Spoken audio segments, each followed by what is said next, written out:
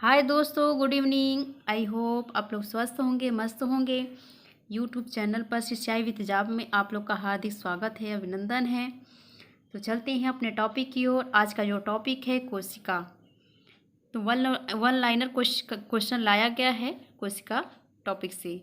तो चलते हैं अपने क्वेश्चन की ओर, देखते हैं क्वेश्चन। जैव कोशिका के किस कोशिकांग को ऊर्जा घर कहा जाता है? पावर हाउस कहा जाता है। तो किस को कहा जाता है? माइटोकॉन्ड्रिया को कहा जाता है। आगे पॉइंट कि हमारे तंत्र में अधिकतम एटीपी अणुओं को उत्पन्न करने वाले पद का नाम जो है क्रेब्स चक्र है। आगे क्वेश्चन है कि प्लाज्मा झिल्ली किन पदार्थों से बनी होती है? तो जो प्लाज्मा झिल्ली होती हैं वो प्रोटीन तथा लिपिड से मिलकर बनी होती हैं। आगे क्वेश्चन है कि मानव शरीर के किस अंग में लसिका कोशिकाएं पाई जाती हैं? तो स्प्लीन या प्लीहा में पाई जाती हैं। आगे क्वेश्चन है कि किस जीव में लिंग गुणसूत्र नहीं पाए जाते? यहाँ पे नहीं की बात कही गई, लिंग गुणसूत्र नहीं पाए जाते। तो छिपकली में क्या है कि लिंग गुणसूत्र नहीं पाए जाते हैं। आगे क्वेश्चन है कि जंतु कोशिका में उपस्थित होती है तो क्या अनुपस्थित होती है? तो कोशिका भित्ति जंतु कोशिका में अनुपस्थित होती है। सेल वॉल क्या है? जंतु कोशिका में अनुपस्थित होती है। आगे क्वेश्चन है कि पीट पिंड कहाँ पाई जाती हैं? पीट पिंड कहाँ पाई जाती हैं? तो ये अंडाशय में, ओवरी में पाई जाती हैं। आगे क्वेश्चन है प्रक्रमित कोशिका मृत्यु प्रोग्रामेड सेल डेथ के कोशिकी और आणविक नियंत्रण को क्या कहते हैं? तो क्या कहते हैं? एपाप्टासिस कहते हैं।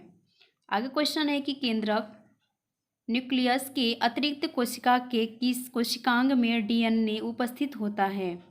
तो किस में उपस्थित होता है? तो हरित लवक तथा माइटोकॉन्ड्रिया में उपस्थित होता है। आगे क्वेश्चन है कि किसे कोशिका की पाचन थैली कहते हैं?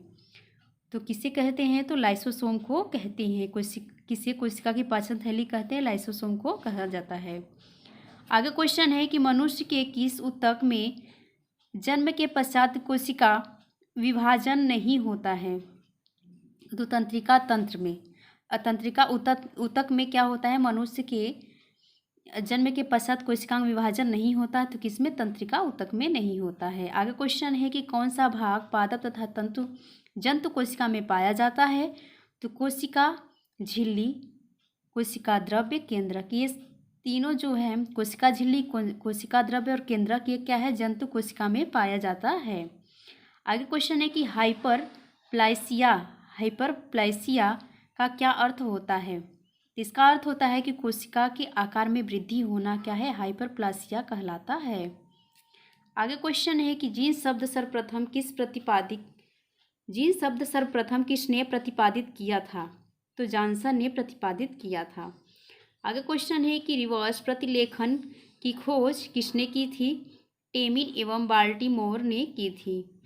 आगे क्वेश्चन है जब एक युग्म जीन दूसरी इकाई के प्रभाव को छुपाता है तो इस प्रक्रिया को क्या कहते हैं?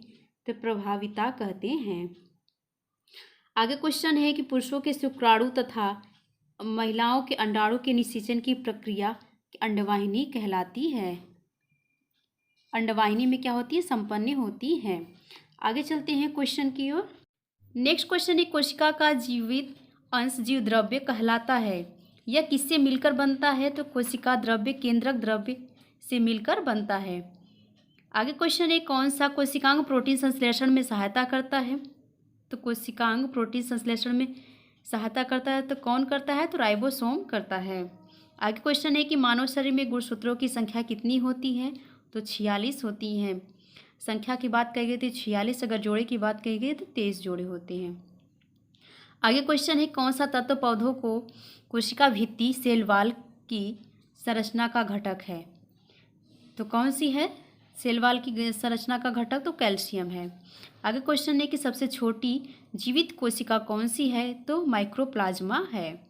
नेक्स्ट क्वेश्चन है कि किसे जीवन का भौतिक आधार माना जाता है?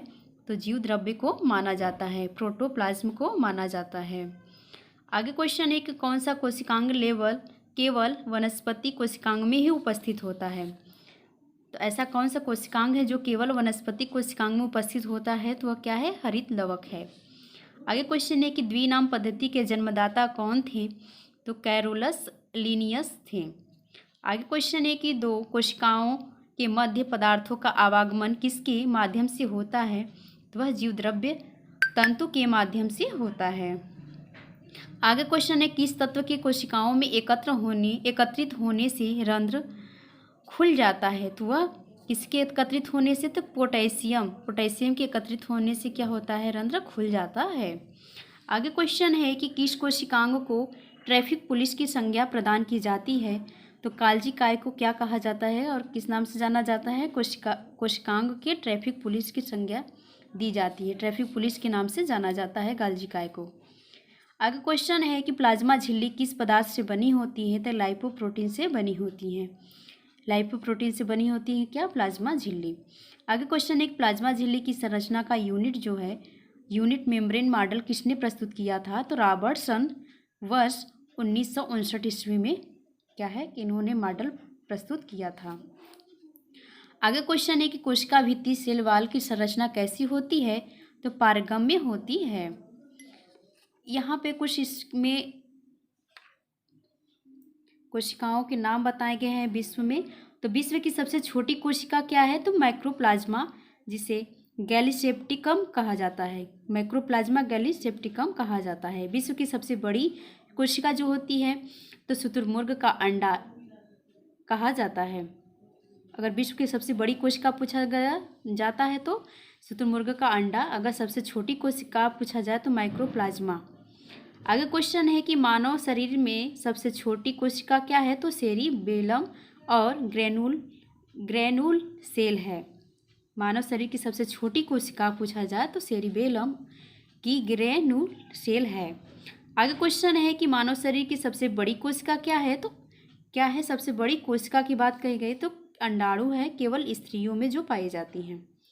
आगे क्वेश्चन है कि मानव शरीर की सबसे लंबी कोशिका, तो लंबी कोशिका की बात कही गई तो इसमें न्यूरॉन है। आगे क्वेश्चन है कि पुरुषों में सबसे छोटी कोशिका क्या है? पुरुषों में सबसे छोटी कोशिका शुक्राणु स्पर्म है।